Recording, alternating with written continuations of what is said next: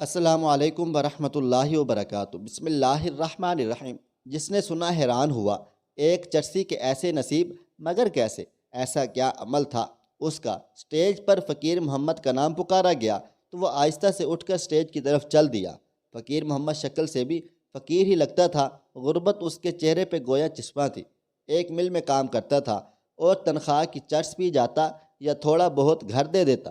تنخواہ میں گزارا کہاں ہوتا ہے بھلا، تو کبھی کسی سے ادھار مانگتا تھا۔ اب تو لوگ ادھار بھی نہیں دیتے تھے اسے۔ 2 بچے اور بیوی تھی، بیوی صابر تھی، جو بھی دے دیتا اسی میں گزارا کر لیتی۔ وہ سٹیج کی طرف چلا تو لوگوں میں چہ مگوئیاں شروع ہو گئیں۔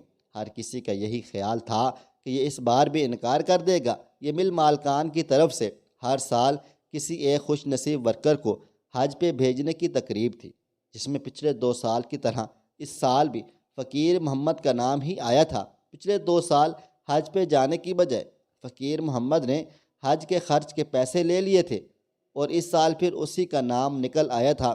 اس چرسی کے نصیب میں بھلا اللہ کے گھر کی زیارت کہاں۔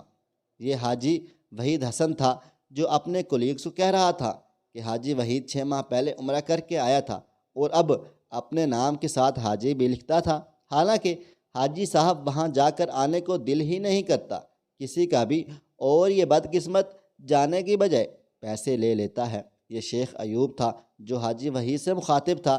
یہ بھی عمرہ کر چکا تھا اور شاید جتانا چاہ رہا تھا کہ میں بھی حاجی ہوں۔ فقیر محمد سٹیج پہ پہنچ چکا تھا۔ مل مالک شیخ عمر نے اسے مبارکباد دی اور کہا، بھائی فقیر محمد تیاری کر لو۔ فقیر محمد نے ایک نظر اپنے کولیگز پر ڈالی اور آہستہ سے بولا، میں حج پر نہیں جاؤں گا، مجھے پیسے دے دیں۔ وہاں موجود تمام لوگوں کو شاید اسی جواب کی توقع تھی۔ کسی کے چہرے پر بھی حیرانگی نہیں تھی۔ شیخ عمر ذرا سا مسکرائے اور بولے، اس دفعہ تو ہر صورت تمہیں حج پہ جانا ہی ہوگا۔ فقیر محمد، جناب میں کیا کروں گا حج پہ جا کے، آپ مجھے پیسے دے دیں۔ فقیر محمد نے دھیمی سی آواز میں کہا، نہیں فقیر محمد، اس بار تمہیں حج پہ جانا ہی ہوگا۔ شیخ عمر بھی گویا اسے بھیجنے کا تہیہ کر چکے تھے، مگر فقیر محمد کا ایک ہی جواب تھا، جناب میں کیا کروں گا جا کر، میں گناہ گار آدمی ہوں، چرسی ہوں، میرا کیا کام وہاں، اور ویسے بھی صاحب جی مجھے پیسوں کی ضرورت ہے۔ ٹھیک ہے، اگر تم حج پر جاؤ تو پورے سال کی تنخواہ بونس کے طور پہ دوں گا۔ شیخ عمر نے آفر کی تو فقیر محمد کی آنکھوں میں چمک سی آ گئی، کہنے لگا، ٹھیک ہے صاحب، میں راضی ہوں۔ شیخ عمر بولے، دیکھو 3 سال سے مسلسل تمہارا ہی نام نکل رہا ہے اور جا نہیں رہے، اللہ پاک ہر صورت تمہیں بلانا چاہ رہے ہیں۔ روانگی کا دن آ گیا۔ سال کی تنخواہ فقیر محمد لے چکا تھا۔ گھر والوں اور جو 1-2 جاننے والے تھے ان سے مل کر فقیر محمد حج پہ روانہ ہو گیا۔ حج کیا، روزہ رسول صلی اللہ علیہ وآلہ وسلم پہ حاضری دی۔ حج مکمل کر کے 2 دن بعد فقیر محمد کی واپسی تھی، مگر آنے سے پہلے ایک دن ہی مکہ مکرمہ میں اس کا انتقال ہو گیا۔ اس کے گھر اطلاع دے دی گئی اور اس کی بیوی سے اجازت لے کر اس کو دنیا کے بہترین قبرستان جنت المعلیٰ میں دفن کر دیا گیا۔ جس نے سنا حیران ہوا، ایک چرسی کے ایسے نصیب مگر کیسے، ایسا کیا عمل تھا اس کا۔ کچھ دن بعد مل مالک شیخ عمر فقیر محمد کی بیوی کے پاس تعزیت کے لیے گئے۔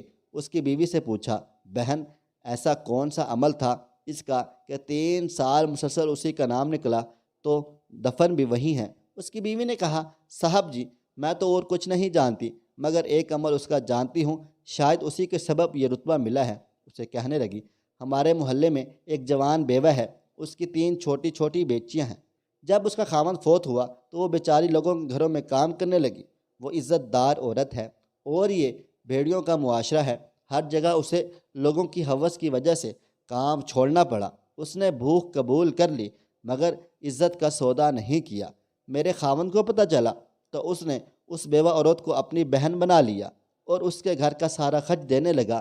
میرے شوہر کی تنخواہ میں 2 گھروں کا گزارا مشکل تھا اور وہ نشہ بھی کرتا تھا، تو وہ ادھار لے کر جیسے بھی کسی سے لوٹ کھسوٹ کر کے اس کو خرچہ ضرور دیتا۔ 2 بار حج پہ نہ جانے کی یہی وجہ تھی۔ پیچھے اس بیوہ عورت اور اس کی بچوں کا خیال کون رکھتا؟ اس نے 2 بار حج کے پیسے لے کر بھی انہی کو دیے اور کچھ مجھے۔ وہ اس سال بار بھی نہیں جانا چاہتا تھا، اگر آپ اسے پورے سال کی تنخواہ نہ دیتے۔ اس نے پیسے لے کر کچھ گھر کا سامان لیا اور کچھ اس عورت کو لے کر دیا۔ تب وہ حج پہ گیا۔ شیخ عمر کا دل چاہ رہا تھا کہ فقیر محمد اس کے سامنے ہوتا تو وہ اس کے ہاتھ چومتا۔ وہاں سے وہ اس بیوہ عورت کے گھر گئے۔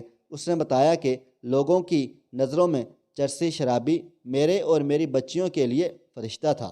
کہنے لگی، وہ کہتا تھا بہن میرے لیے دعا کر دیا کرو بس، اور میں اس کے لیے ایک ہی دعا کیا کرتی تھی، یا اللہ میرے اس بھائی کو ایمان پہ موت دینا۔ یتیموں پہ سر پہ ہاتھ رکھنے والے سے جتنے بال ہاتھ کے نیچے آتے ہیں اتنے گناہ معاف ہوتے ہیں، اتنی ہی نیکیاں لکھی جاتی ہیں، اتنے ہی درجات بلند ہوتے ہیں۔ کسی کی ظاہری حالت سے اس کے اعمال کو مت جانچا کرو۔ دوستو، آج کی ہماری کہانی آپ کو کیسی لگی؟ اپنی قیمتی رائے کا اظہار کمنٹ باکس میں ضرور دیجیے گا۔ دوستو، ویڈیو پسند آئی ہے اس ویڈیو کو لائک کریں، شیئر کریں۔ اگر آپ نے ابھی تک میرا چینل سبسکرائب نہیں کیا ہوا تو ابھی سبسکرائب کر لیں، ساتھ میں بیل آئیکن کو بھی ضرور پریس کر لیجئے گا تاکہ نئی اپلوڈ ہونے والی ہماری ویڈیوز کا نوٹیفیکیشن آپ کو بروقت ملتا رہے۔ مجھے آپ اگلی ویڈیو تک اجازت دیں۔ اللہ حافظ۔